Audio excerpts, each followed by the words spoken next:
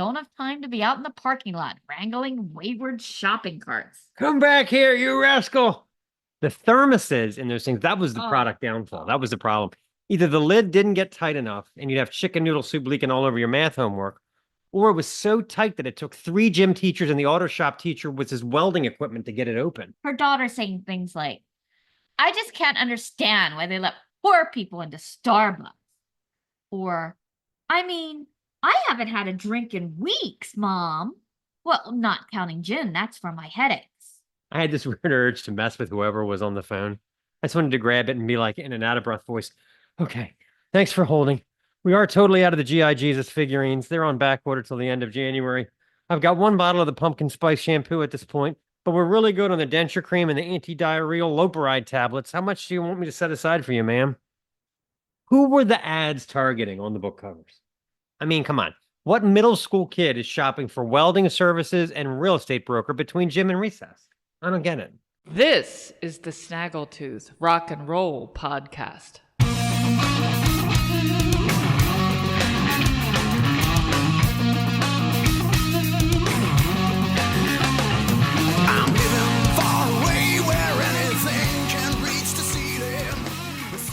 Happy Halloween, everybody. You probably have no idea who we are, but at least we're not pirates. 2 years ago, I was the Dread Pirate Wesley. Last year, I was Johnny Depp.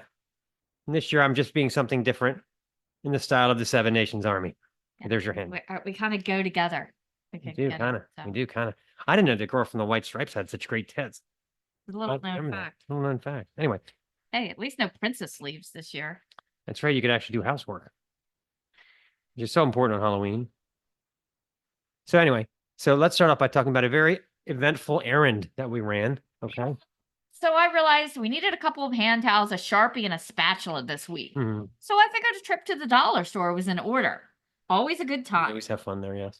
Now, in this particular location, the carts had the large bar attachment to prevent them from going out into the parking lot. Mm-hmm. I guess the 2 geriatric employees have a tough enough time dealing with customers and dollar store price checks and don't have time to be out in the parking lot wrangling wayward shopping carts. Come back here, you rascal.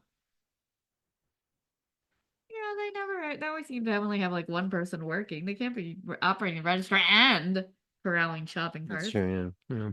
Although if I was a homeless person, I would go for like one of the big ShopRite carts. I wouldn't want one of those little dinky CVS or Dollar Tree carts. They're probably too small. Easier to get around though. I don't know. Anyway.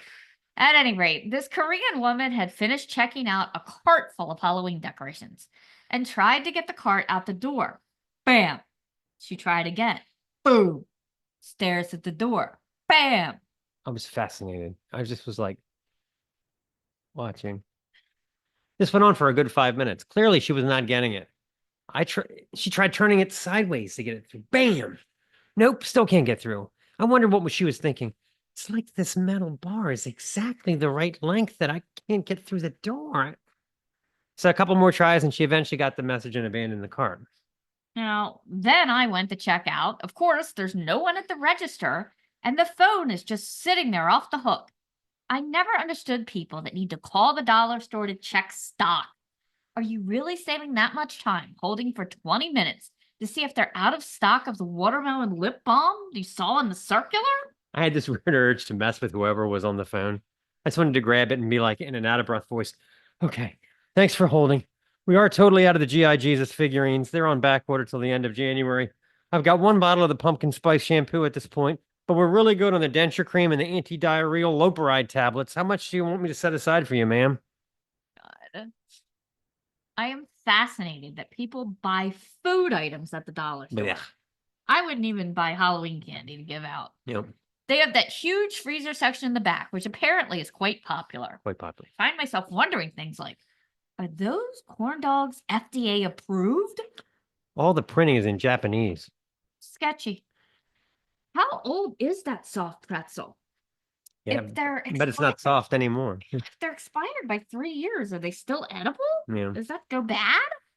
Hey, it's $1. Quit messing with it.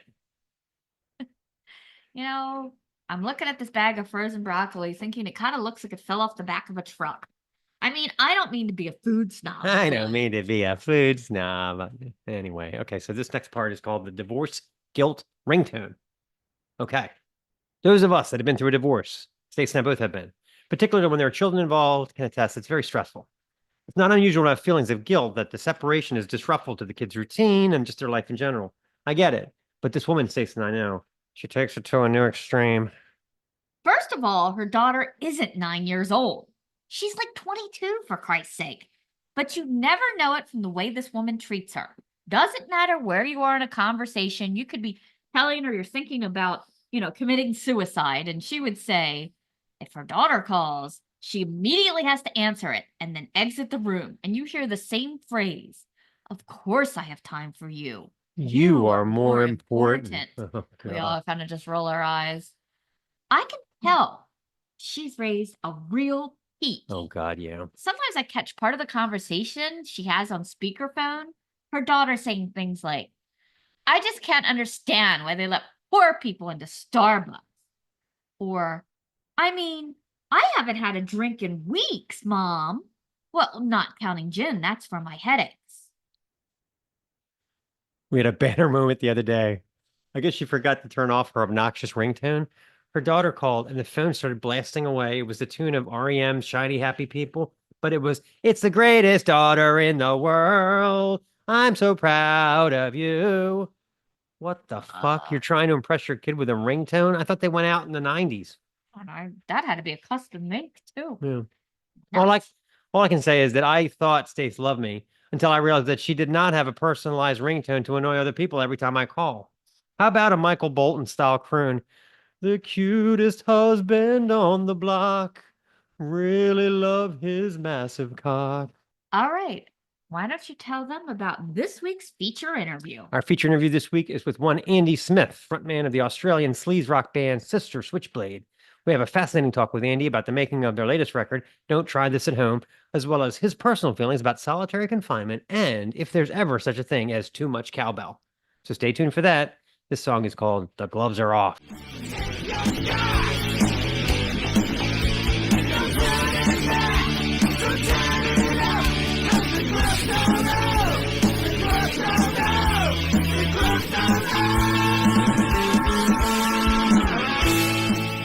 Okay, let's talk about Patreon. The site is patreon.com/Snaggletooth Podcast. And for $6.66 a month, you get a lot of this. How much would you pay? $6.60 a month. Less than poor people spend at Starbucks, so. Why do they let poor people in Starbucks? Uh, No idea how obnoxious this woman is. The show always costs us oodles, whether it's costumes or props or concert tickets or shirts. Vinyl or whatever. All the things that we do for you folks. Yep. So Yeah. we really need your patronage to keep the show going. And in exchange, you'll get tons of exclusive content just made for you. I'm not made of money, am I? Anyway, so this next section is called Retro School Days. I remember growing up in the 70s and 80s, because I guess it did start in the 70s. Yep. In grade school, you were often judged by the coolness of your metal lunchbox. I remember one kid had one for emergency. It was like people in stretchers and That doctors. had the jazz singer that we like. She was in that show. Julie London. Yeah, Julie London was in that show. Yeah. Crazy. Anyway, I was like fascinated by looking at the people in the bloody stretchers of his lunchbox. Yeah, It seemed emergency. like good lunch. she was time on the spot. show for years. Yeah. But I remember picking out a new one every year. My earliest was a Peanuts design, which I later used for years to store old crayons. Kind of pointless when you think about it. Like I was ever going back to those old stubbles of yesteryear when I had a brandy new 64 pack with state-of-the-art sharpening hole. Fuck orange. I want burnt orange. Where is it? There was a time I remember looking for brick red because I was drawing a house and I only had sienna and Indian red, which If I don't find some periwinkle, I'm just giving up.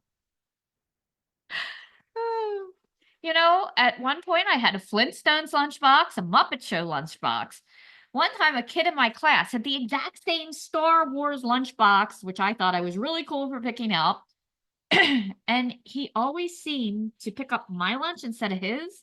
I had to go to the teacher running so they could stop him from eating my thick ham and cheese in exchange for his skimpy PB&J. The woman barely put any peanut butter on there. why I Like was- one swipe. That's why he was taking yours. I was never a big fan of the lunchbox, but I did have a very cool moment being the first one in second grade to brandish an A-team lunchbox. You know, what is it? I pity the fool.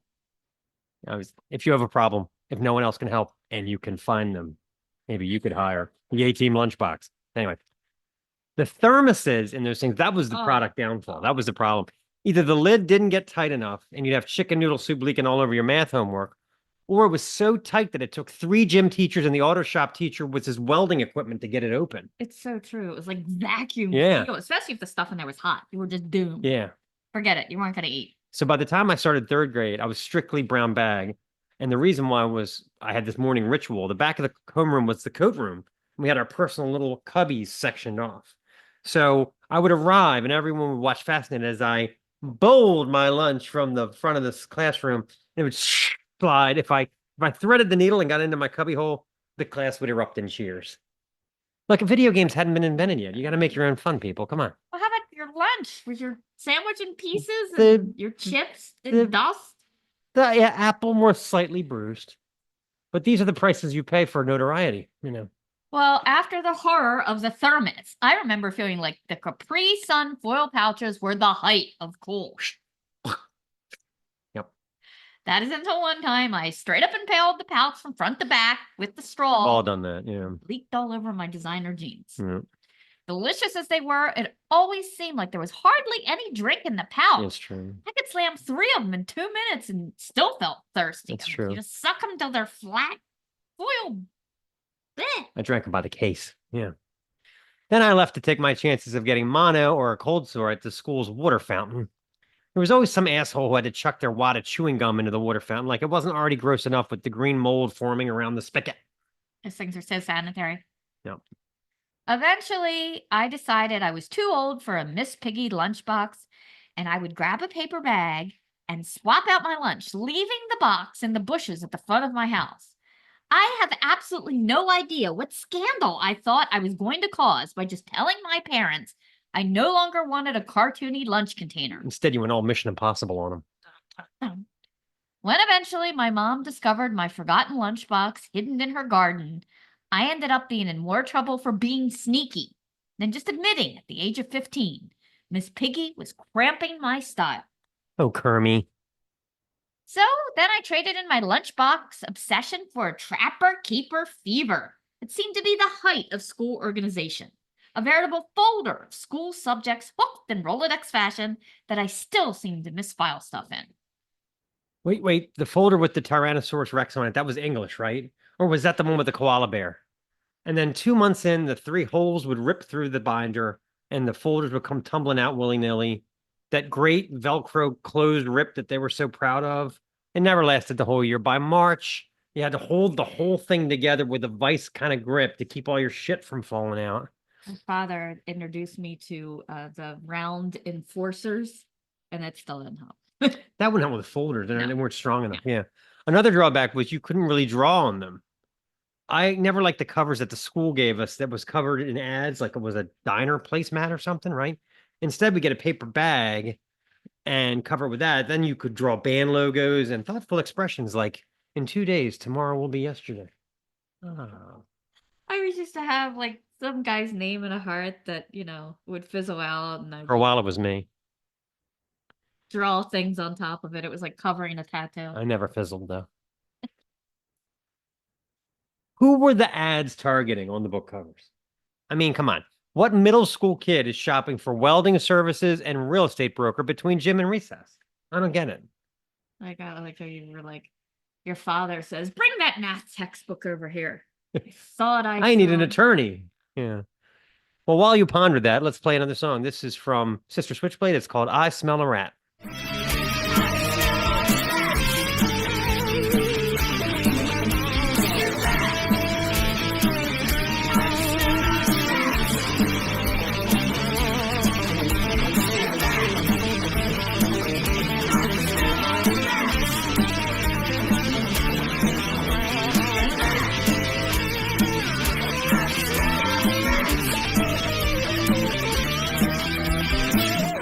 Okay, let's talk about Home Chef.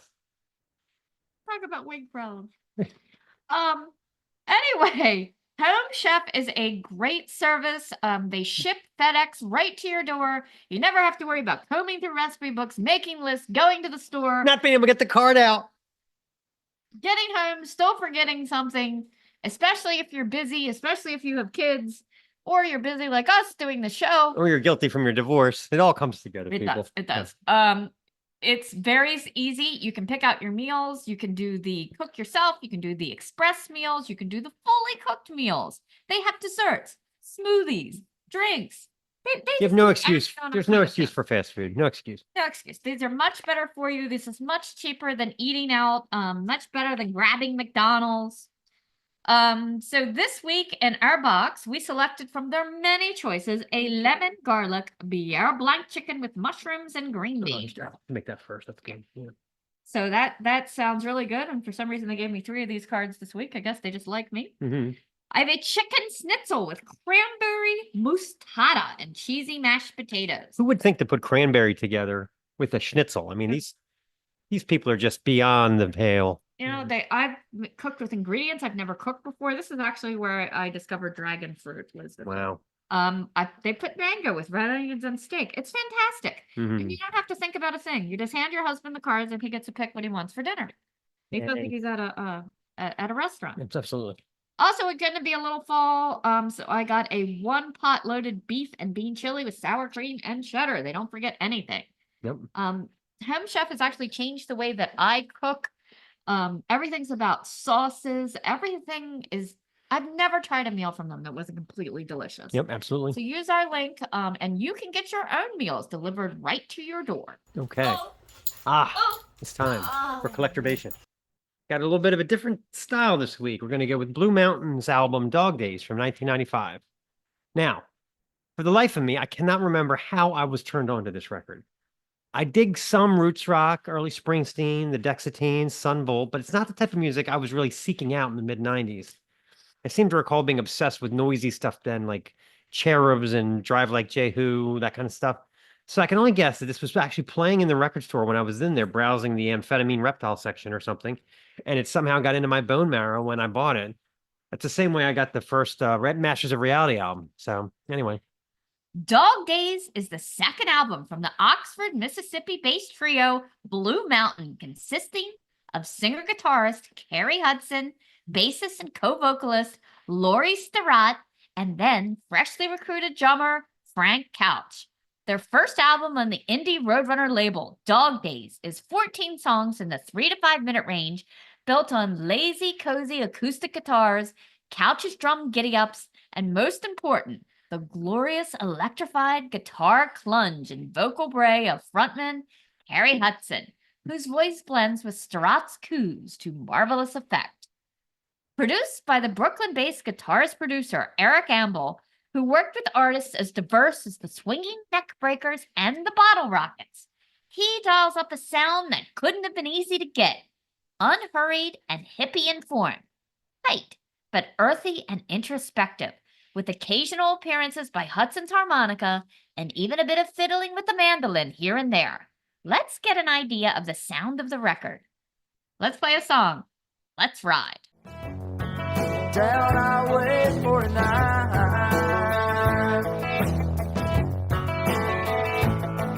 Let's ride down to the water line.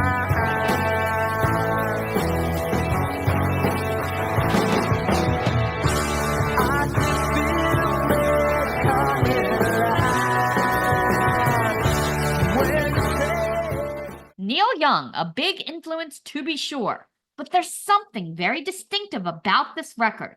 The song we just played, Let's Ride, you get the impression that Hudson never plays a riff the same way twice, and his clean playing is lilting and full of fresh melody, like the cascading Zeppish pattern and wink and the uber dark cut and paste riffing of Slow Suicide. Again, Zepp-informed howling leads reminiscent of something like No Quarter, with flickers of clean guitar bubbling to the surface at random intervals and that bonk, bonk, bonk drum pattern is just to die for. Yeah, it is. the crown jewel of the record, perhaps the band's greatest song ever, is the Neil Youngish slow burner Soul Sister. My friends, I have driven myself absolutely crazy for decades trying to figure out what kind of ridiculous open tuning and retro tube amp setting these guys put together for this one, and I never have. But it's such a glorious sound, guitar clucking and plunging, that perfect amount of twang in the chorus that Hudson and Surratt share, and lyrics like, the last time that I saw her was from the bottom of a glass. I was struggling to hold my head up off the floor. I called her name out once or twice, but she moved just a little too fast. And she walked out of my life and slammed the door. Towns Van Zandt, anyone? Anyway, I can gush about this one all day. For years, I just had the CD, Damn You 90s. But Rhino did a nice job of reissuing it on vinyl a few years ago, and I was able to grab it. As far as I know, the band's still going strong. So rock fans that don't mind a little honk need to get this one on their turntable. This is the legendary Soul Sister. My soul sister, best friend I ever had. Till my mind got twisted all around. Now she's gone and I miss her. Some nights so bad, hoping she'll come back around. All right, you want to introduce the interview? This is our interview with Andy. Was glad to finally get some more clarification. This album is just such a good rock and retro sound, little sleaze, lots of fighting. So we get to find out a lot more about how he came up with that crazy album cover. And he's Australian. We actually look very different than we normally do. We're dressed for Halloween. If we stand up, could you guess who we are? Can you guess who we are? Oh, We're a No. rock and roll couple. Yeah. There was a band. oh shit, I don't know who. White Stripes. Oh, sorry. I'm not a big fan, to be honest. Neither are we, but there's only so many ideas for couples, you know? We did True. we did Stevie Nicks and Tom Petty one year. Yeah. Oh, that'd be cool. Yeah, we did Stop Dragging My Heart Around, and we rehearsed the song. We could sing and play it great, but then when we went to try to do it in costume, we sucked. because we tried to like be in character and It's like the hard. vocals went to shit. I My was like, my Oh, my wow. respect for like tribute acts went way up because that shit's hard. I was trying to get my Stevie Oh. Nicks turns down too much. Play It's and horrible. sing and do the moves in costume is tough. Yeah. Yeah, I'm part of a Def Leppard tribute. That's what I was doing last night. It's Really? Oh. That's cool. Def Leppard, Bon Jovi, Billy Idol. Oh, that's awesome. Yeah. Yeah, so we had a Halloween show last night. You know, everything was all dressed up with cobwebs and spider webs and Oh, skulls. that's good times. Yeah, that's good times. Yeah, it's cool. Always kind of stinks when Halloween's in the middle of the week because you never know when to go to the bar dressed up. Do you go the weekend before? Do you go the week after? Yeah, I yeah, guess it yeah. has to be before. I just do it both times. Mhm. Do you do like? How did you? Oh, ahead. sorry, go on. No, you I guys. was going to say, how did you find the album? How did you come across that? Because we've not really done a lot of promotion for it, to be honest. I'm not sure. I get feeds from like PR people. lots of PR people, and I get Okay. like Cream Magazine sends me, top 10 new artists, and then Kerrang does, and then there's a punk magazine called Razor Cake, and then I also just Yeah, go on Bandcamp and just take anything that looks interesting. So usually when we do a review, I've filtered through like usually 70 or 80 albums a week, so. It is. Oh, well, thank you anyway. We appreciate the nice review. Oh, The album's great, yeah. you're kind of a big man around town. I heard if somebody hears you're in the band, they're there. So Yeah, yeah. I heard you're a bit of a local legend that way. Oh, shut up. Yeah. So originally, kind of when Baby Jane kind of was done, what vision did you have, for starting this band? Well, there was no vision actually. What happened? We were working towards the third Baby Jane album, so I had a few songs that I was preparing for that. And when the band sort of split up, it kind of happened all of a sudden, but I guess it was coming. You could see it coming, and so I just I was a bit over bands at that point, so I just started going into the studio once a week and just recording with myself just the songs I had been writing for Baby Jane. And then when so the first album is a lot of it is just me, but then I brought in some guest players. And when it came time to launch the album, I put a few guys together and we did the gig, and we had so much fun that we kept doing it. So before you knew it, we had the second album out, and then literally the second album came out around about September 2019. I then went off on a little solo tour, and when I came back, COVID had really pretty much about a month after I came back, COVID hit Australia, and that put us on hold for a couple of years, really. So it wasn't a vision to be a band. It was just something to finish these songs off, really, and it became a band by accident. I wanted to ask you, in your Def Leppard tribute band, do you play more of the 2-armed leopard or the 1-armed leopard? Unfortunately, we've got to give them what they want, and Def Leppard aren't as big in Australia as they are in the US. So if we do any deep cuts, we clear the room, So we just have to give them the bangers, So unfortunately, it's most of the one-arm stuff. Yeah.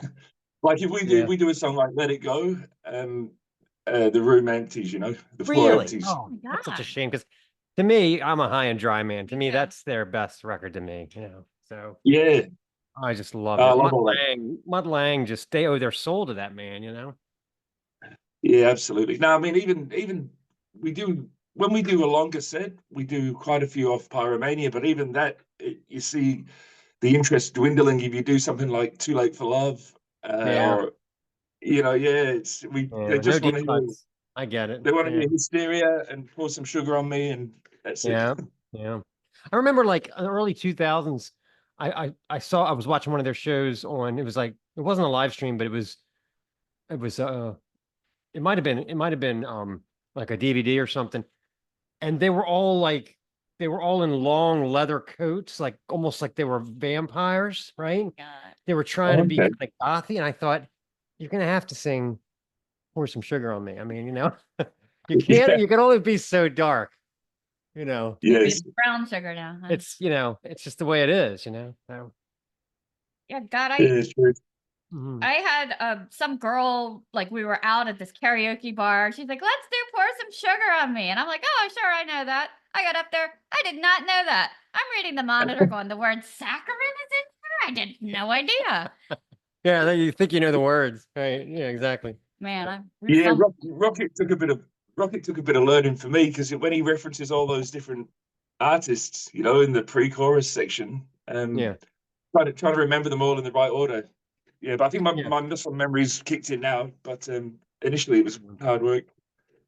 Yeah. Well, I wanted to ask you, so guitar-wise, are you self-taught, or did you have like lessons back when you were young? I'm self-taught with everything.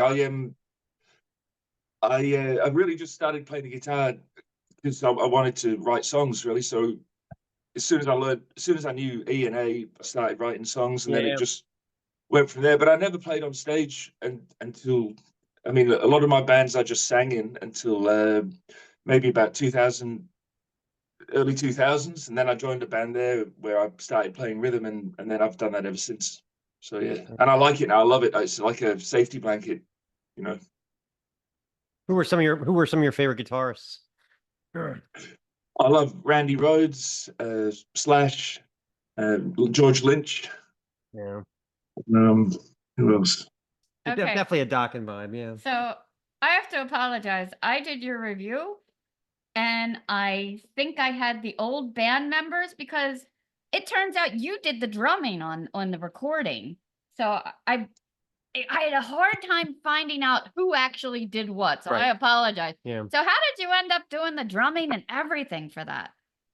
Well, we were ready to. I was ready to start. I wanted to go in. I'd in the years since the last album, I actually put out a solo album of acoustic stuff, and then I did an album with a band.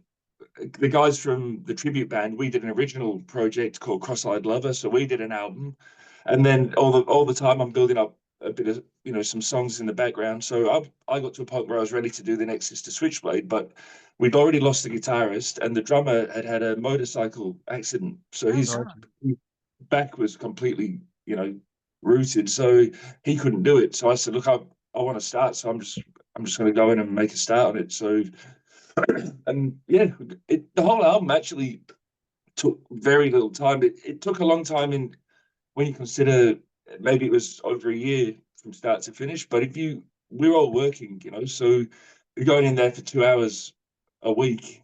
If you added up all those 2 hour sessions, it probably would have only taken under 2 weeks to do the whole album. It was very just go in there, smash it out, and leave it warts and all. You know, we didn't worry too much about the small mistakes or anything like that. We just let them go.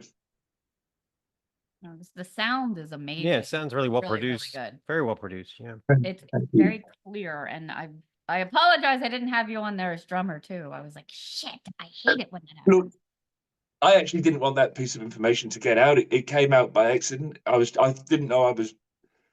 He was going to quote me on it when I was talking to the guy who put that out, and because I you know, I want it to be a band product. It's not a solo product, but it's just the way it turned out. But of course, I can't do it all live. So when we go back out on the road, I'll have a real drummer.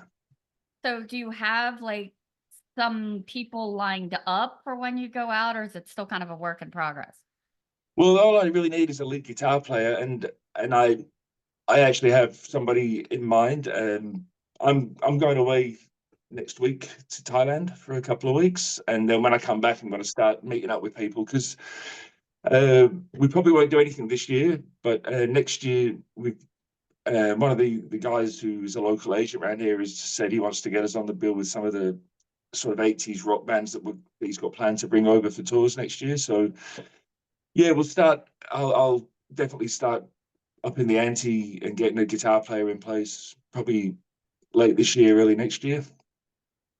It's too good an album not to get out there a little bit on it. The name of the band. The name of the band. Like, were there any? Who came up with the name, and were there other names that you considered that didn't make it? Well, no. See, again, the whole thing was never intended to be a band. I don't even know this, but you would know a band called Love Hate. Oh yeah. Yeah. Well, when Baby Jane, we were in America doing a tour in 2015, and I got a friend request from Johnny Love, who obviously is the guitar player, and I thought it was a mistake at first, you know, but I started chatting to him, and we met actually at a Warrant sound check at the Whiskey. It was my birthday, and I was out there in LA on my own. The band hadn't arrived yet. So me and Johnny, he was doing the sound that night for Warrant, and we met, and he bought me a beer for my birthday, and we got chatting and said, oh, let's do something one day. So when I was back in America, December, we came back for the Motley Crue final tour, you know, that debacle. Right. And yeah, after that, early January, me and him got together, and I'd written this song that I'd sent him to say, what do you think of this? And he loved it. So it was called Sister Switchblade. The song was actually called Sister Switchblade, which it was about, pretty cliche, but it's sort of about a dangerous woman. But I didn't want to call it a bad woman or a nasty girl or anything like that. So I wanted something a bit different. So I just was trying to think, what's another term for a woman, sister, and something that's dangerous is Switchblade. And I thought I'd come up with a really original thing, but it turns out there's actually another band in Australia called Sister Switchblade on the East Coast. Okay. And I didn't know at the time that there's a very famous movie called The Switchblade Sisters. So that shows you how original I am, But but yeah, me and Johnny did that. He played the guitar, I played the drums here, and then we sent the files over, and then he did the bass and the lead guitar, and I did one rhythm guitar and sang it, of course. And we did that in Van Nuys in 2016. So that, and then again, when I was doing the first album, I didn't want to call it Andy Smith, so I just thought, I'll just use that name as a band, and then there it is, stuck. It's cool. Yeah. So I've noticed your covers are extremely different, kind of like from the double entendre of the martini glass and the lady, and to the Yeah. nun and the, I guess, the crazy prostitute or whatever, to this one. So what kind of inspired this nuclear explosion and don't try this at home? Well, Don't Try This at Home came because I wanted to try and record all the guitars and the bass from my room, and then I guess it can be done. People do it, but I just couldn't get it sounding right. And you can't really beat a mic'd up amp. So, and I wasn't doing that. I was going directly into the line, and so I ended up doing it in the studio. So Don't Try This at Home comes from that. And as far as the artwork goes, I just thought I wanted to try and find like a house that had been demolished or a pile of rubble or something like that. But I couldn't find a good idea for it. And when I started chatting to the girl who does the art, we found this and just went with this. So I actually got a bit of grief over this. Like someone was having a go at me saying, "Oh, but you shouldn't be putting photos like that up on the web. We're very close to this happening with what's going on in Russia and North Korea." And it's like, fuck, man, it's a random photo for a rock band, Yeah. the most unpolitical band in the world, Yeah. Everybody gets offended by something. And Yeah. also exactly. probably something you should not try at home. Mhm, There you go. mhm, mhm. Yeah, so but Mine that, look that really first good. one, funny enough, the Best Served Cold, the guy who did that, was actually the guitar player from Baby Jane. And then when he gave it to me, all I saw at first was the martini glass, and I said, "Oh, could we put some ice blocks in it?" And he said, "Oh, if you put ice blocks in it, it takes it away from the woman's legs." And I'm like, "What are you talking about?" And I had to have a double look. I'm like, "Oh, I love this." So Yeah, yeah, yeah. no, You really do have to look at it for a minute before you see it. Yeah. yeah. Yeah. Yeah, he was Very he clever. was a big he's got a nun thing. Ah, So of Oh, course really? yeah, I got a he kind does. of I went to Catholic school. It's a long story, Oh, so, kinky. Yeah, right. yeah, I got kind of a So nun fetish. we Stace has several costumes she wears I from know we sometimes. interviewed Nun Slaughter, so I had a nun get up and he was like, "Don't mothball that." I'm like, "Oh, weird. Stop." Oh, you got to Yeah. keep things fresh. If that works, then you got to start Exactly, wearing that. Sister Teresa, the spanking nun, So, So you guys have such a cool 80s Sunset Strip vibe. Who were your favorites back in the day, and who do you think had the best hair? Well, my favorite band since I can remember has been Motley Crue. I'm a little bit disappointed in them lately with everything that's happened with the Mick Mars and all the backing tracks and coming out of Yeah. retirement. I spent a lot of money. I went to the last 3 shows at the Staples Center, and then a few years later they're back touring again. But that's fair enough. A lot of bands do that, but Motley were always my number one. I love the first couple of Guns N' Roses albums, but even by Use Your Illusion, I kind of tuned out a bit. I thought they'd lost a bit of their edge. Mhm. I love Skid Row, Love Hate, from back in the day, those type of bands. Funny enough, I was never a huge Def Leppard fan, but when I joined this tribute, I started to have a massive respect for them after paying deeper attention to the songs, when you start to learn them. So I guess Def Leppard, and these days, I'm just all about Buck Cherry. They're just my number one for sure at the moment. The best hair, I don't really know. I guess I don't know. Sebastian Bach, let's say. Oh Back in yeah, the day, not so much now. yeah, that was a lot of hairspray at one time. I saw Yeah. I saw Motley Crue on the Theater of Pain tour, and Loudness Oh, Loudness opened for them, and that was not a smart move at all because Loudness they were so tight and they were so good. And when Motley Crue came out, I was like, okay, Motley Crue sucks a little. Okay. yeah. You You know know what I what? mean? I've heard that from people Yeah. who saw that show. Everyone says Loudness completely wiped the floor with Destroyed them. them. And Yeah. Loudness had even with their terrible English, which again, I always never understood that. I was like, why didn't somebody pull them aside and help them with their English? Because Or help them with their lyrics. yeah, Like, help them with their lyrics, because I mean that was really, I think, what held them back, but It whatever. probably did, but it's also kind of quirky too, isn't it? I mean, it probably did hold them back in the long run, but I kind of like it how it Yeah, I mean, yeah, I saw them when I was in Malaysia last before COVID. I saw them at a club over there, and they were still brilliant. You know. yeah, yeah, yeah. Yeah, we were told by like, bands like Riot, you go to Japan and you were like it, rock never died there, kind of the Right. way it kind of had a Yeah. recess here. And it's just like, they're like, what is all this for? And they're like, no, it's for you because you're here. Yeah, yeah. Like in the U.S., they're playing to like 6 guys on a Wednesday night in, South Dakota. And they go to Japan and people are like shaking the limousine and stuff. It's crazy. Yeah. That's the same with the band DAD from Denmark. Like, Disneyland After Dark, right? Isn't that what it yeah, stands for? Yeah.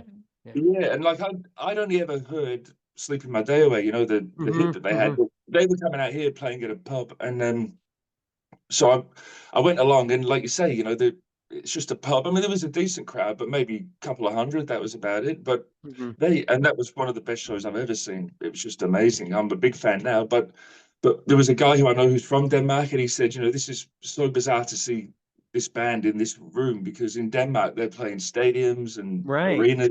Right. Yeah. Yeah, there's not that many Danish hair metal bands. I can't think of very many besides them, No, I think they've got the monopoly on that. So this has always kind of been your baby. You write the songs, you do, you kind of call the shots. Would you kind of consider yourself a control freak, or do you think you're open to a democracy? No, to be honest, I'm anything but that. I prefer the band. Like the second album was completely written as a band. Well, I mean, there's one or two of my songs on there, but that's only because they were just there and they were finished. But would always rather write with a band. But at the moment, especially with this band, we're so spread out. Like we're living in different towns in WA, and getting together is just really hard, especially like you say, with the age we're getting to now and our commitments and day jobs. So, and this album, like I said, I was ready to start it, and the songs were just there. We hadn't really jammed, we hadn't done anything for years since COVID. So that's why it turned out the way it did. But I will definitely always rather collaborate. Like I love jamming. I love making a song work together in the room. Yeah.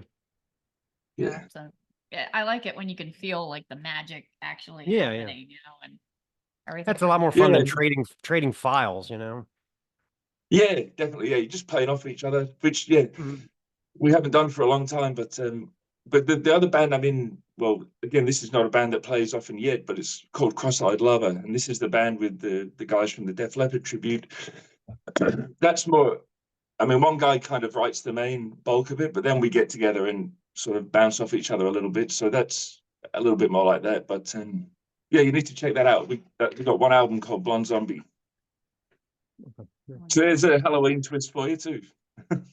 Okay. Yeah. Awesome. So obviously the recording process was probably completely different than Tales and Taboos for this one, since you were kind of manning everything or nearly everything yourself. Did it feel super different? No, not really, because I mean, I've done a lot of. I mean, I record solo stuff as well, and so I know the guy very well who we used as the engineer. So yeah, it felt pretty natural, really, to be honest. Yeah, I love your kind of Switchblade. It just has that a little bit of sleaze factor to it. What percentage sleaze do you think you got to put in each song? I love a bit of sleaze, like, but I don't like cheese. I like sleaze, so I try and keep the sleaze so it's a respectable sleaze, Yeah. Yeah. Yeah, I love Yeah. I it. know what you mean. We once interviewed I this think band, and they, out of the blue, they were like, talking about their persona. They're like, yeah, we like to be kind of seedy. And I'm like, that's different.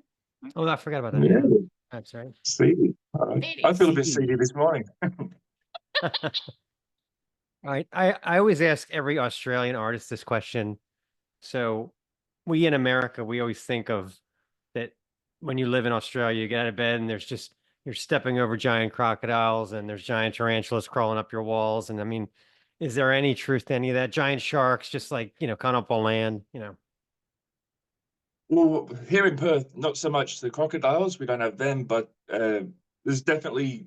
I mean, look, I definitely check the Shark Watch app before I go for a swim because they're out there all the time. They just got to make Yeah. sure that they're not at the particular beach I'm going to. Yeah. Yeah, we got. I mean, look, it is true to a sense. I mean, but it's probably the same in the States too. You go walking in the bush, there's a good chance you're going to come across a snake or a big spider. So you just in the city, it's not so bad, But you Right, go of walking in course, the yeah, bush, it's yeah. all out there and in the water. So yeah.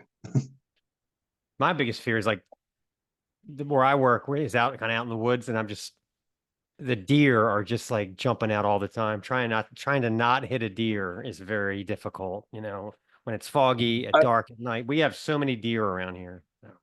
well, that's the same with kangaroos here. They're stupid. They literally Mhm. they'll jump right in front of your car. So And wait and and then jump. Yeah.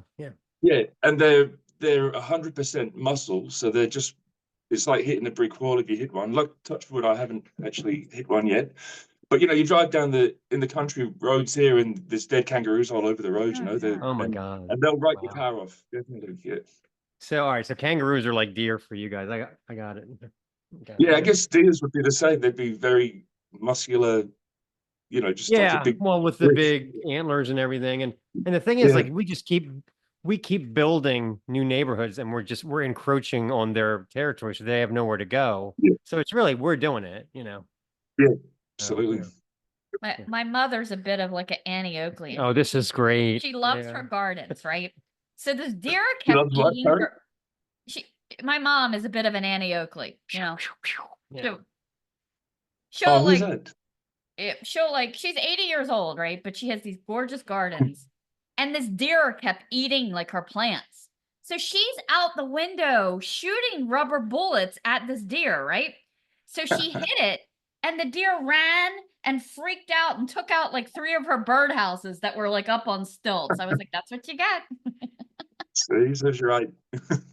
But Did he when come back? she No, I does, bet like, it never came back. she'll kill like squirrels that irritate her. And then she strings them up for the foxes to eat. I'm like, something's wrong with She you, makes an man. example of the Something's wrong with you. squirrels. I'm Yeah. sorry, your mum sounds a little bit twisted. Yeah, exactly. Yeah.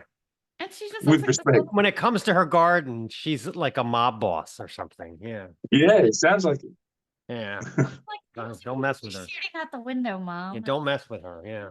I guess you got to behave yourself, or else you'll wake up with a dead squirrel on your in your bed. Luckily, this generation's not into guns, so I feel a little bit safer, So Oh, good. yeah. It was kind of goofy. There's on this album, there seem to be a lot of tracks about fights or altercations, as opposed to like boy meets girl songs. Have you ever been in a Yeah. scrap yourself? Is any of it like autobiographical? Yeah. Oh, I mean, in my younger years, I avoid that kind of thing these days. But I didn't. They're not necessarily. I'm trying to think which songs you're referring to. I mean, the gloves are off, of course. Oh, the gloves are off, and There was a couple. I think Oh, yeah, 2 or 3. all 2 or 3, about yeah. fighting. I mean, I guess this "Don't Tell Me What to Do." Or Yeah. kind of what a way to go, Oh yeah. They're real voice messages, by the way. No. Yeah, that's Yeah. cool. Yeah. They're real? Yeah. And one guy, the guy at the very start, can I swear on this? Oh yeah. Yeah. Yeah, he says he rang me up and I counted it in the space of about a 30-second message. I think he said fuck about 55 times. So I just cut them all up, and I didn't use all of them, but I just used enough to make it a decent intro, But yeah. Yeah. Yeah. Not Then a great. there's a snippet at the end too. It's a woman. Is that a real one too? Yeah, that's a little old lady. That wasn't one of my voice messages. That was her friend's, but yeah, I stole that one. Yeah. No, but I mean, there's nothing wrong with it. Like, I mean, I don't think this generation would understand as much, but like, I grew up in the 80s in Baltimore City, and fighting was just something that you just had to do sometimes. Like, if I was at the arcade and somebody messed up my game, we were gonna go outside and take care of it. You know what I mean? And I would come home with a black Yeah. eye or whatever, you know. And it wasn't like a big deal or anything. It was just like you went and Boys your would be shirt boys, was that was it. torn and you just threw it out and you just went to school. I mean, it was just like fights just happened, you know. It wasn't like a big deal, you know. So Nah, I mean, look, to be honest with you, I'm not a huge fighter. I never have been, but of course they have happened. You know, you go out and when you're as tall as I am, which has been the story of my life, like as soon as I walked into school, I was taller than the kids like 2 years older than me. So the yeah, toughest kid in school wanted to fight me straight away, you know. And then, yeah. you know, when you go out as well in Perth, back in the day when I had my long hair and everything like that, you know, you're a faggot or a poofter, you know, in Yeah, yeah, Perth. yeah. So it's a little bit rednecky here. So obviously people wanted to have a go then. So yeah, it happens from time to time, but I generally try to avoid it. And it's definitely now I steer away from that. But I- it's good that you have songs like The Gloves Are Off, but you could just be cathartic to just, Yeah, well, sing it when you're mad at somebody. It's a much better way to take it Yeah. out to sing along with that than actually get in a fight. I have this Yeah, I memory. I have this memory when I was like 12 or 13 and I was playing a video game. The only, I mean, one of the angriest I ever got when I got in a fight was I had just gotten a large snowball. God. I put the snowball down and I was playing Dig Dug and this asshole kicked it over. Oh no. I yanked him outside and beat the crap out of him. I was so angry. It was $1, but it was the point of it. Yeah, exactly. It was all the money I had, and I couldn't wait to eat it. And it was just like, but that was what it was like. I mean, back in the 80s, like I remember like playing video games in the arcade. Like I would, if I was the top scorer and I got knocked off the top score, I knew who knocked me off. I'd be like, JAA, that's fucking Jerry.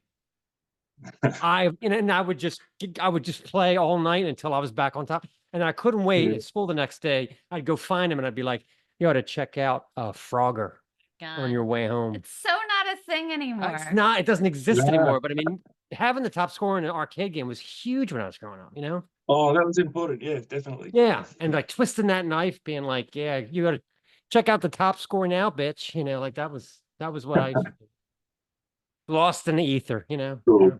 Yeah, cool. Mhm. So another favorite track is I love I Smell a Rat, which kind of Yeah, honestly did too. remind me a little bit of like a rat-like style, Yeah, except yeah. without the Stephen Piercy really annoying voices. Yeah. Hey, those early Rat records are awesome. Awesome. Out of the Cellar, the first EP. Now they're doing Geico commercials. Yeah, but I mean, the production, DeMartini's guitar sound. God, I love those records. Invasion of Your Yeah. Privacy. What a great record. You know? So when you did the remix, what did you change around? I think the first version we had the guitars sort of more. I think we had them more central, and what we decided to do was just do a hard pan left and right. So there's obviously two different guitar parts, and now there's a lot more clarity because one's in your left ear, one's in your right ear. Oh, We okay. also turned the drums up a little bit. I think they were a bit lost in the mix in the first one, so just little tweaks. Like in fact, all the songs that I put out initially as singles, we changed the panning of the guitars on all of those. So that's why I Smell a Rat, Dead to Me, and there was a third one. Anyway, they all got panned differently, and the whole album is consistent now with that. We kept the whole album that way, so that was the change. Yeah, I like that one too. Dead to Me is a real burner. What were the kind of themes you were thinking of there? It kind of reminded me a little bit of retribution, a little bit of anger. Yeah, well, it's when I guess when you fall out of love with someone and it's they're dead to you. Then there's just or it might not even, in that case, it wasn't even a person as such. It was just something in my life that I loved, and all of a sudden, you get let down over and over again, and eventually you hit a point where you just cut it off. They're dead to you, and Yeah. that was that. I mean, look, all this, to be honest as well, all my songs start as a title. Like, so I smell a rat, for example. I just like the title of that, and the verses are generally about different things, but they all relate to the theme of I smell a rat. So it's not, none of the songs are about one particular thing. There's all a mixture of stuff in there. Have you ever started out with the title, wrote the song, and then changed the title? Um, well, sometimes like I'll have a title that is a working title. For example, like what was it? I think I think what's the I can't remember the name of my song.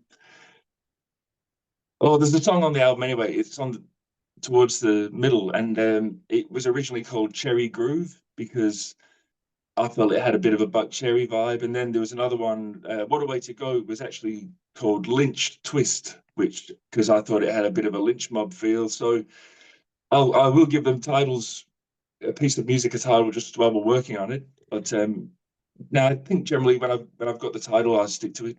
Other than that, Yeah. Yeah. Another interesting thing is you're a tall singer, right? I have this theory that short singers keep their voices longer. Like if you look at Klaus Meine, Ronnie James Dio, Bruce Dickinson, Udo Dirkschneider, that body style, they never lose their voice. But then look at like Bon Jovi, Don Dokken, it's David Coverdale. That's David good. Coverdale. Yeah. It seems like the height works against you, as you get No, older. you would think it'd be the opposite. You would think we'd You'd have think it more would be. lungs, But There's something about that I don't know. short body style. They keep the pipes. It's crazy, So Well, I hope you're wrong in my case. I for hope to you, be I hope singing I'm for a few wrong. more Yes. years. Well, you didn't make Well, those yeah, so millions of white snake dollars either. So yeah, Not yet. not Yeah, yet. we're working we saw Rose Tattoo a couple of weeks ago, and Andrew Anderson, he's 4 foot or something, and he's Yeah. still belting it out. And he's Of course. See, it 77. fits the theory. Yeah. Yeah. Yeah, I love 77 Rose. years old. Love Rose Tattoo. I always forget about them. The Australian Yeah. AC/DC. I love that band. Yeah. Yeah, it's funny. Absolutely, Yeah. I was reviewing the new Astral Doors this week, and of course they've been around a while, and of course he still has that kind of vibrato, and Mark was immediately like, "How tall is he?" That was the first question. I'm like, is he one of those short guys? Yeah. Jeez, I better watch that. So another one of my favorite track, in fact, my favorite track was 24 Hours in the Hole. Love yeah. it. I Yeah. love the way you equate solitary confinement to soul searching. How did you put those two things together? Yeah. Well, to be honest, again with that one, those lyrics, I went back to maybe 20 years of a song that I'd written with another band that we never recorded, and because obviously it's sort of about being out late and maybe mistakes that you make when you go out and have too many drinks, and the regret you feel the next day, and obviously these days I'm not doing that so much, so I had to revert back to an old version of me and tweaked it a little bit, and then but yeah, that was it. Just that sort of what's it called, that self-loathing you feel sometimes when you've made a bad decision. And then Wake up next to it. Wake up next to a Yeah, dumpster, and you wake up in a parking lot next to a dumpster, and you're like, "These aren't my pants." Yeah, Yes, we've that's all been exactly there. what that song's about. Yeah. Yep. Oh my God. Yeah, I always feel so stupid. Like every now and then I'll have one too many and get an Uber home, and then you leave your phone in the Uber, Oh, and yeah. it's absolutely impossible to get your phone back because if you contact Uber, they're like, "We sent a code to your phone." I'm like, "I just clicked, I lost my phone." See, the thing is, like, I know that happens hundreds and hundreds of times a day, at least in this country, and they don't have Yeah. any system for it. It's It's ridiculous. really to me, annoying. you But know? I mean, every time I manage to get it back, but God, it's like the so shit hard. you got to go through. Yeah. Yeah. Yeah. I've done that. Yeah, we've all. They don't have a good solution. No. Yeah, one time we went out to see this band that we liked that was coming into town. I bought a shirt and I threw it over my shoulder and I thought it was still there. And as soon as I got in the house, I realized it wasn't there. I went running out. He was gone. But luckily, I managed to catch up with him the next day. I'm like, "Hi, can I please Oh, have it back, please?" yeah, you'd be devastated. Yeah, exactly. So Yeah. for What a Way to Go, Oh, I like that one. is there some cowbell in the mix on that one? Yeah, it actually could have been a little louder in hindsight, but Yeah. that's cool. Yeah, we got cowbell on that one, and the other one who I keep forgetting the name of it, the buck cherry thing, the cherry groove. Oh, finger on the trigger. That's it. Finger on the Okay. trigger. There's cowbell in that one too, because we're an '80s band. You got to have cowbell. Is there ever too much cowbell? Never. Mm-mm. But well, you know what? I shouldn't say that. Of course, you always have to be careful not to do too much of anything. But I I can't love think of an cowbell. example where there's too much cowbell, like Loverboy, Twisted Sister, Blue Oyster Cult. It's all good. I can't think of Yeah, any time where it's overdone. I don't know. no, I love the cowbell. Love the cowbell. So also really enjoyed your acoustic version of "Are You Listening," which was a Baby Jane song. What Yeah. made you kind of bring it back and put it in there? Because it's really nice. Thank you. Me and the guy who originally wrote it, we were in a band because that was actually a song for another band before Baby Jane even, and we got offered this random gig, and we just as a duo. So we were trying to put a set list together, and we said let's try this, and it came out like completely different, almost a little darker than the original, and Yeah. Yeah. and we both just like, wow, this is really quite cool. It's not meant to be in competition with the original because that song was Baby Jane's that was the song we ended with every night. It was the one that everyone really enjoyed. And I don't think, like I said, this new version is not meant to be in any competition with it because I don't think it would win any competition with the original, but I just like it as a little twist on that, and for the people who know Baby Jane, a little little tip of the hat to that, and something different. Nice way to end the album. Now I watched an old thing on YouTube of you guys doing that live, and it was definitely a lot different. Yeah. But I really liked both versions. Yeah, thanks. Yeah, no, I think it's got its place, It's but yeah, as I said, that song was it was written to be played live. The first version, the electric version, it was literally we wrote that with the vision of this is what it's got to sound like pumping through a PA, and that's why it's actually quite simple. We just with the dampened chords in the verse, and then just that big power chord that was like meant to blow your hair back when it comes in, and it Yeah. seemed to have that effect. Yeah. Yeah. It reminded me of Justin from the Darkness. They'll do one of their songs acoustic, and it's just like that, completely different. Same song, but it comes through so much darker. They almost always have that on their albums where they'll have, acoustic version, and that's what it reminded me of. They really good to take the same song but completely turn it inside out. It was very cool, Yeah. I've not heard any Darkness do that, but I will check it out. I Yeah, like the it's Darkness. usually it'll be the bonus tracks on their albums, like on Easter is Yeah. Canceled. I think there's one, and yeah, it's the newer last couple albums they do that. Yeah. Yeah, cool. Have you ever listened to his podcast?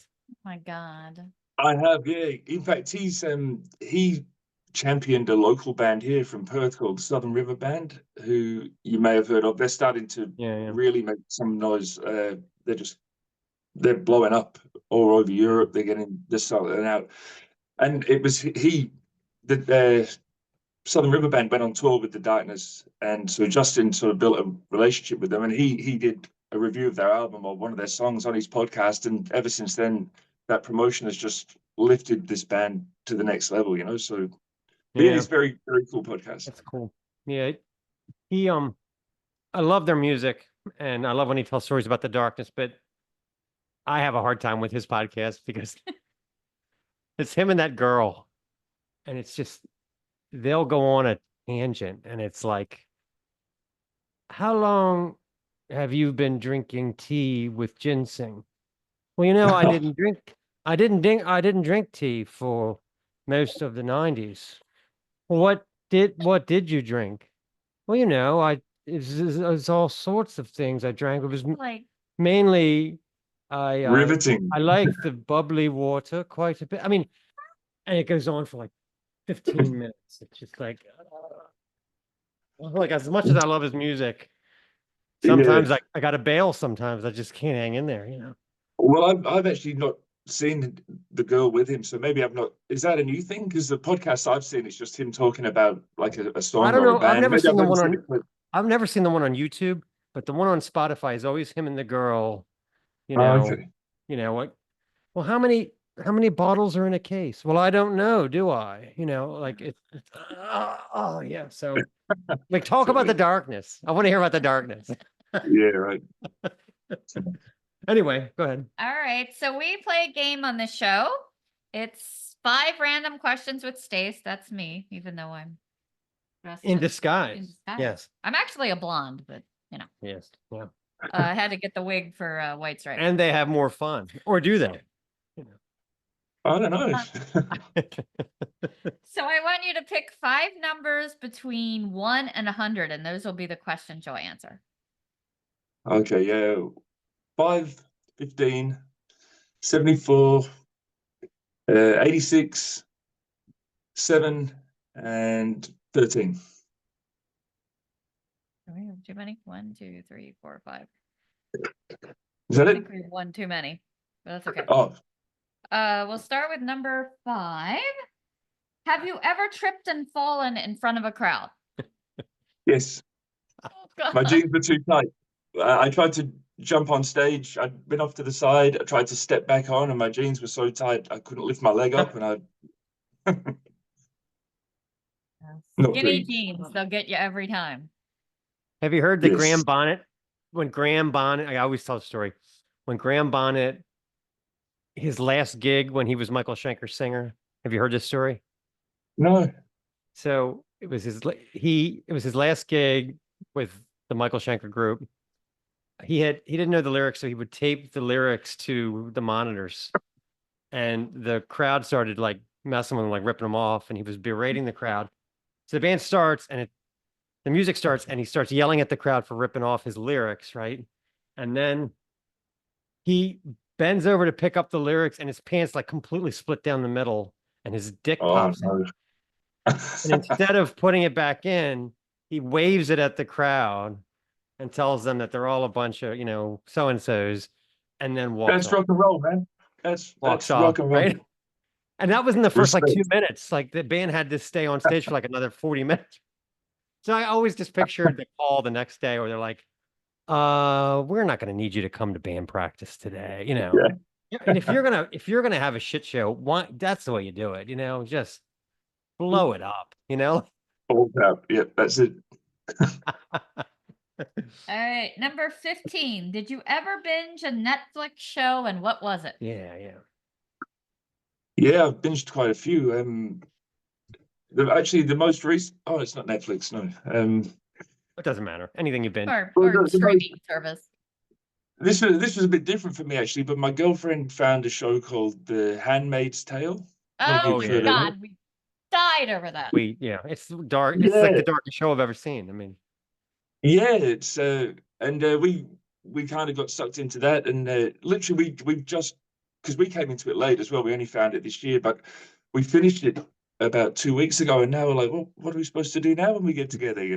Like, I know what you mean. Handmaid's Tale. Yeah. There is Yeah. supposed So to be yeah, a that's the new most season coming out eventually, so Yeah, it's not I over. There's know, one but- more season. Yeah. yeah. Yeah, so, but we started, and they're quite long episodes. They're not short, so it's we started, and we would do like 2 or 3 a night. But then when we go back the next time, we'd have to watch the third one because by the time that one came on, we were 2 bottles of wine deep, and we can't It's remember what's exactly happened. the same thing here. It's exactly so.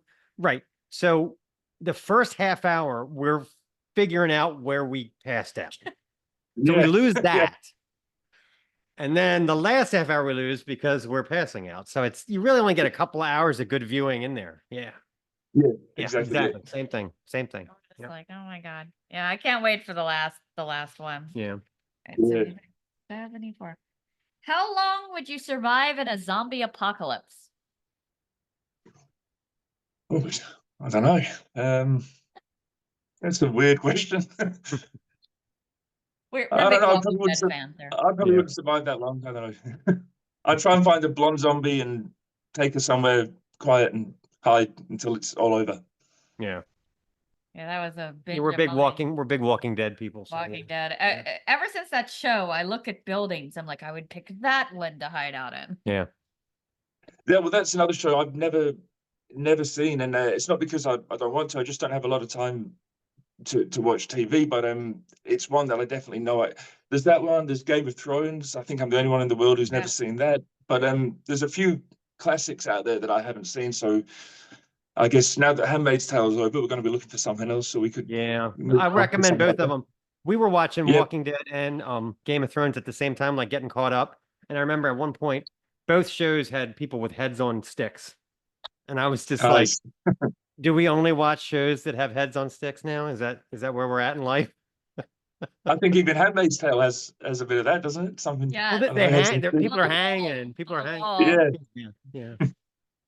Yeah. Number 86. Would you rather fight a bear or a shark? A bear. What an Australian question that is. Yes. Yeah. Yeah. But yeah, shark. You're in their territory. You can't see them coming. At least the bear, you know what's happening. I mean, I'd rather not, but at least you can see it coming. Right. I think I tried to do that. If you pretend to fall asleep, they're supposed to leave you alone. That probably would never work. Whoever came up with that, I think works for the Bears. Come on, Yeah. It says that like, I pretended to fall asleep, and the bear's like, "Oh, I'm not going to eat a retarded person. That's it. That's I'm done." And he picked 71. What is your hometown famous for? Bon Scott. AC/DC, Bon Scott, he's buried here. Wow. And he's from Perth. It's always So a is big he- debate. So I always ask So- Scottish. I always ask Scottish artists this. So who gets to claim Bon Scott? Scotland or Australia? Who gets to claim him?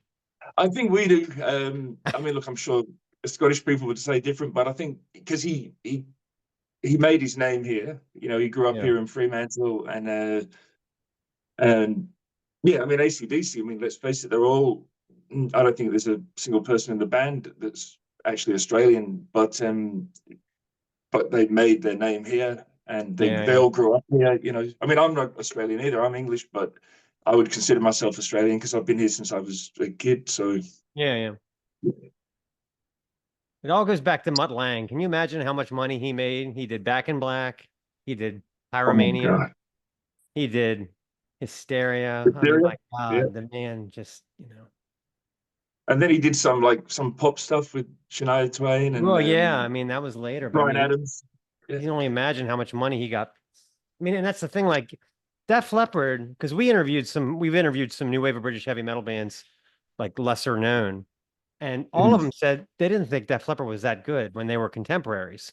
But once Mutt Lange got hold of them, it was almost like an unfair advantage. It was like, they were going to be huge because they had Mutt Lange. Yeah, but that first album's really good of Def Leppard's, and Yeah. that was, But if you talk to their contemporaries in England that were around in like Yeah. 1980, they don't like that album. They're like, our album was better than fucking High and Dry, or no, what's On Through the Night. Like, it was Yeah, okay. yeah. There's a little bit of sour grapes, because they got Mutt Understand. Lange. So yeah, Yeah, it's funny. Whenever we interview a band like we interviewed what was it, Savage, Mhm. and we interviewed anytime we interview a English band from that era, there are a little bit of sour grapes for Def Leppard. Yeah.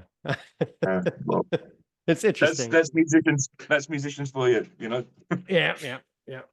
So what's coming up next for you guys? I like I said, you said maybe some live shows in about a year. Yeah. Yeah, well, that's probably the next plan of action is to find a guy who can play guitar, and because the guys that we've used all the way through the first album it was mainly Dylan on the first album, who's the guy who ended up joining the band for the second album. But there's also, I got some guests on there too, really good players from around here. And then the latest album, I've got 3 different guys who played solos. One guy did most of them, a young kid, and he's just an absolute genius. he just rips his stuff out without even thinking. And so I've got to find basically someone who can cover those parts, because there's some pretty excellent lead guitar playing. But I think I've got someone in mind. So we do that, start rehearsing, and yeah, but like we're not gonna just play for the sake of playing. We will wait until a good tour comes through town that we can jump on, or a festival, something like that. I mean, look, to be honest, I haven't totally ruled out coming back to the States, because when I was with Baby Jane, we made some connections there. But I think what would almost happen there is, because of the commitments everybody has, I would almost use some local guys over there and just come by myself. That's, I mean, unless I prefer it if the band came with me, but everyone's got commitments and things like that. So yeah, I would probably reach out to some people I know over there and see if we can put something together and do it that way. But who knows? It's all about money, right? Yeah. Yeah, it'd probably be worth it to come to a big festival, though. I think you guys would be, really Well received. well received, and I think people would be like, "Wow, that was great." So Yeah. Well, Baby Jane, we did Rocklahoma, and so I've got that connection, which we could jump back on there, I'm sure. But yeah, it's just commitments, money, and time. We're all working day jobs. Unfortunately, this is not what we do for a living. So yeah. Yeah. Well, this was great. Thanks for taking the time, starting your day with us. Appreciate it. Yeah. It wasn't as painful as I thought. I tried to get to bed at a relatively decent hour last night and not drink too much.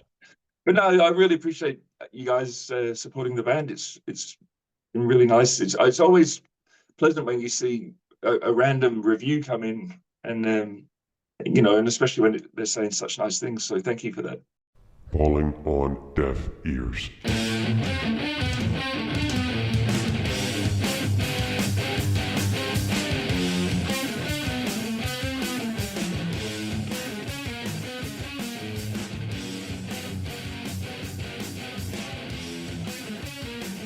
Okay, Deaf Ears 1 is Astral Doors, The End of It All. It's been 5 winters and 1 pandemic since we've heard new music from Sweden's dynamic power metal sextet. I love that word.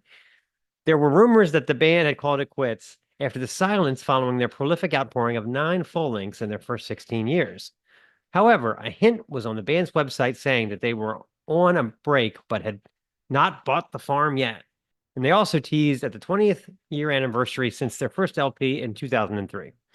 Fans are now finally treated to the 10th full length, featuring 10 new tracks, most in the mid-tempo 3 to 5 minute range, except for the closer, with a longer runtime of 7 minutes and 15 seconds. The End of It All's cover hints at the drama contained within, depicting a dragon attacking Lady Liberty, also with an unlikely Viking ship tossed in the breaking waves of New York's harbor. The album feels cinematic at times, which is not a new concept for this band, since Evil is Forever was a play on the Bond movie Diamonds Are Forever. The album wastes no time, as the opening track, Temple of Lies, starts off with a rowdy, reverby, crunchy guitar riff of Joachim Norlin, starts us off before the drums of Johan Lindstedt thwack in with full authority. Nils Patrick Johansson's vocals are reminiscent of Dio's multi-octave nasal tenor, never skimping on adding some vibrato. There are some neat breakdowns and tempo changes here to just Nils' vocals over the batter of drums. The synths of Jacques Roberg add a gothic feel to the proceedings. On this track, it's in the back of the mix.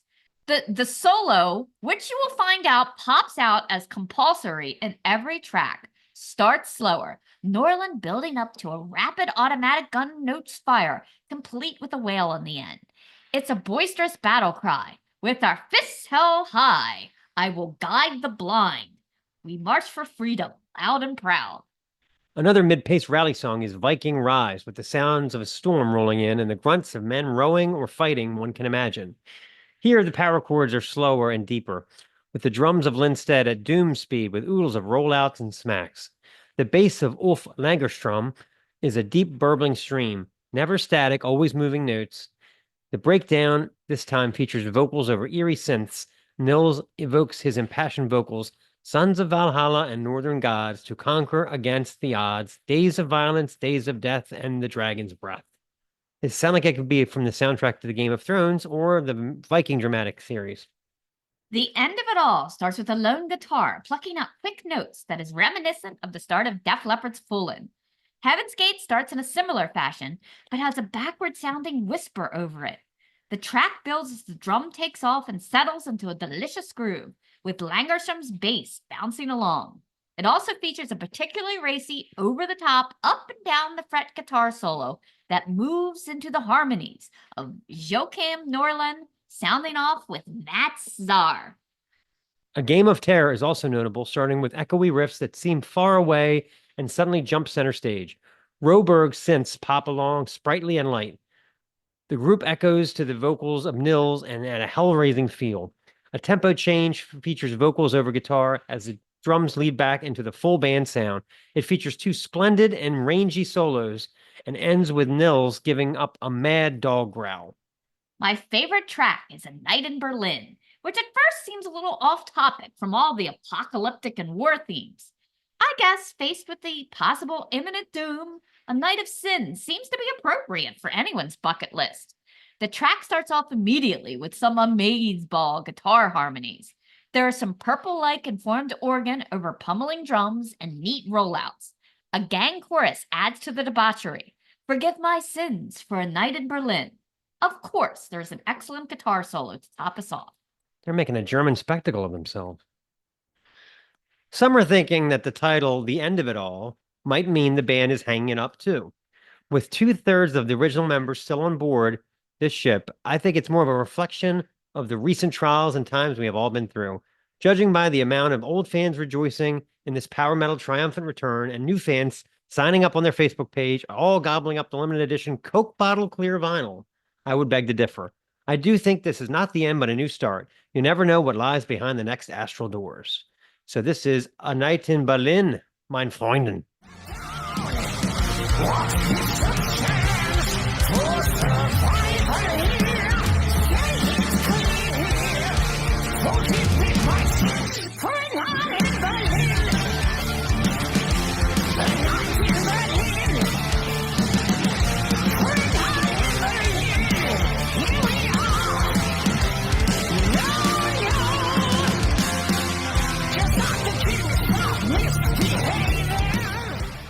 Okay, Deaf Ears 2 is the new album from Lizard called Mesh. The definition of mesh is to engage and work together like gears, or as simply fitting together seamlessly and working properly. It also fits perfectly as the title of Lizard's 5th full length because, likewise, this trio from France operates as one finely oiled machine. They seem to also have blended together the best of 90s alt and prog bands, the warm, upbeat style of guitar of Blink-182 without the sophomoric lyrics, the sometimes odd time signatures and atmosphere elements of Tool minus the overlong songs, the jangly, slightly fuzzed guitar of Incubus with better vocals. In this way, blending prog with a dash of power pop to create their own distinctive blend. There are many influences popping out on these new radio-friendly fracks, most in the 2 to 4 minute range, excepting the closing track with a runtime of just over 6 minutes. Gotta do it to me. Always do it. Always do it. The slower songs like Elevate and Black Sheep feature a sunny, jangly, slightly reverberant guitar line of Matthew Rico. Rico's vocals are melodic and silky, with just a bit of ragged emotion at the ends of the lines. The guitar shimmers over the substantial pound of Katie Ewell's doom speed drums. In Black Sheep, the bass line of William Knox is super seductive and gets those tail feathers shaking. The push and pull of his bass over the now crunchy guitar with layered vocals just immerses the listener in a swirl of sound. While in Elevate, Riku gives quite the impassioned performance. His hooky descending vocal line is cymbals crashing in time to each syllable, ending with a one-note drawn-out synth tone that seems to be the palate cleanser of choice between tracks. Alternatively, Homeseek has a more ballad-style vocal that reaches a near falsetto at times and trades the jangly guitar during the solo for a warm, oscillating U2-inspired style. All stops are pulled for the last track, The Beholder. Elwell employs her firm and steady sticks to build the pulse of the track as Riku croons over Hang On, his guitar spilling out an upbeat, repeated chord progression. Of particular note is the breakout quiet segment on this one when all falls away but a single soft electric guitar song with Raku singing delicately. The guitar tone turns into a lovely tremolo style before all previous styles are layered back in for a most entrancing effect. The lone guitar finishes out again, singing and slipping before giving way to that soft ooh synth line. The opening track remains my favorite, the big stadium-ready rocker Unity. After a fuzzed intro, the 3 quick-strummed guitar chords, with a quick chicka-chicka after, is the first headbang inducer that will resurface later in this energy-packed track with more hooks than a Bass Pro Shop. Raku's vocals are a thin, melodic tenor full of passion, cracking at the edges. Elwell pounds a sprightly, upbeat, solid drum line, while Knox's bass is slightly distorted and beefy with halftime grooves. It classically ends in a throw the pick to the crowd moment with 3 repeated guitar chords as the audience goes wild. This lineup has remained stable since forming in 2006, and as the band states, the trio set out to craft an unmistakably contemporary rock sound that ought to resonate emotionally with the listener, whilst being unafraid to challenge them too. Maybe it's this one vision that creates such a distinctive rock sound. Maybe the extra atmosphere comes from the echo-laden abandoned factory they used to record in. Wow. Maybe it's the long relationship with producer turned collaborator Peter Jung. Maybe it's the passion of the French people, or the themes of the human condition facing daily battles and questioning authority. Perhaps the more apparent reason is that they simply, well, mesh. Okay, this song is called The Beholder.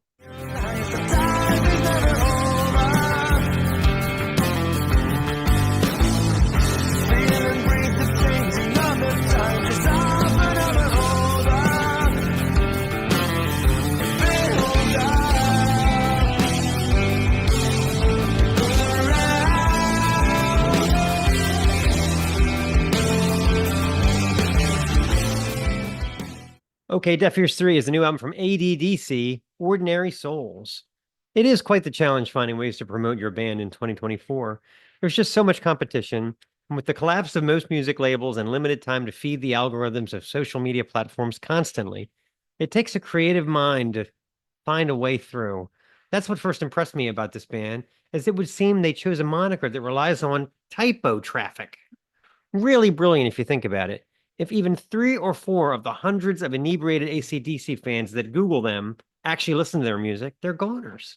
It got me thinking I should have named the show Amazon.com or maybe the Taylor Swift Show, just to capitalize on some of those typos.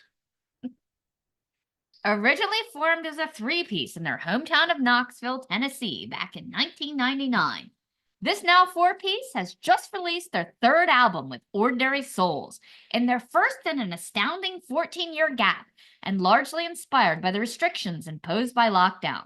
17 sprightly songs flash by in 38 minutes, packed with buzzed-out power chords, twin guitar workouts, and the abrasive yet melodic vocals of Daniel Westcott.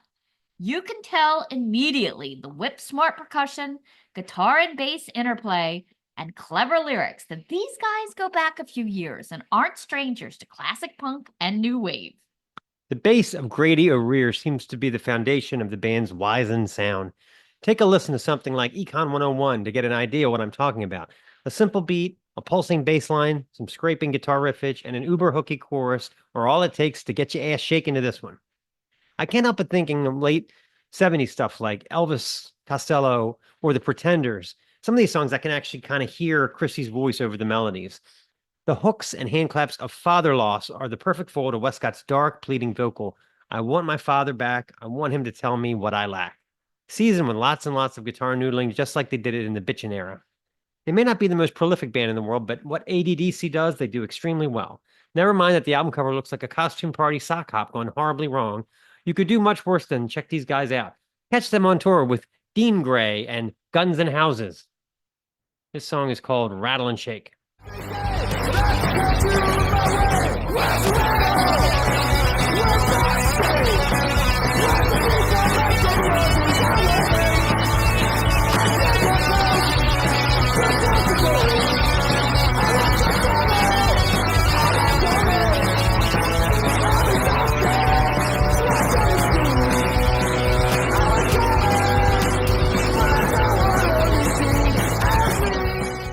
we did it. We did it. Yay. We hope.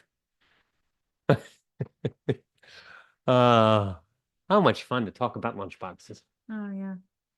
I remember around that time they came out with the milk that didn't need to be refrigerated, Mhm. Parmalee. Yeah. And one time my mom accidentally packed one of those in my lunch. I was like, this is warm milk. Yeah, gross. Yeah. Yeah. But they had the juice boxes. The juice boxes always seem to have a little more than those damn Capri Suns, but the Capri Suns were so flash. You'd blind people with the aluminum pouch. There was a guy that sat in the back of the room. He didn't like Twinkies, but for some reason, his father always packed him 3 a day. And he would give them to me, but my penance was he would hit me upside the head with them. I'd be eating, and all of a sudden I'd be like, ow, oh, look, a Twinkie. And he would have to beam me with all 3. But then I got to eat them. So back then, it seemed like there was so much more cream in the Twinkie than there is now. I don't know. Yeah, my mom always gave me those pasty cake, the peanut butter chocolate Yeah. things. But she would buy them in bulk for some reason. And we had this big freezer and she would freeze them. Mhm. And I got home from school one time and I really wanted them, but they were frozen. So I put them in the microwave a little too long. So my dad could come home to the stench of burnt pasty cake. No, that's not good. Yeah, it wasn't good at all. I got in big trouble. Mm. I was trying to spray Lysol and again to no avail. This has been the Snaggletooth Rock and Roll Podcast. Special thanks to Andy from Sister Switchblade for appearing on the show. Snaggletooth theme, courtesy of Jens Kemgren of the Firebombs. Deaf Ears theme by Tim Green of the Fucking Champs. Season 3 artwork, courtesy of KC Angel. You can find him on Instagram at KC Angel Art. Deaf Ears bands include Astral Doors, Lizard, I can never tell by the way they give that the capital, but we'll go with Lizard, and ADDC. All content 2024, the Snaggletooth Rock and Roll Podcast. I'm sensing a fraud. This is the Snaggletooth Rock and Roll Podcast.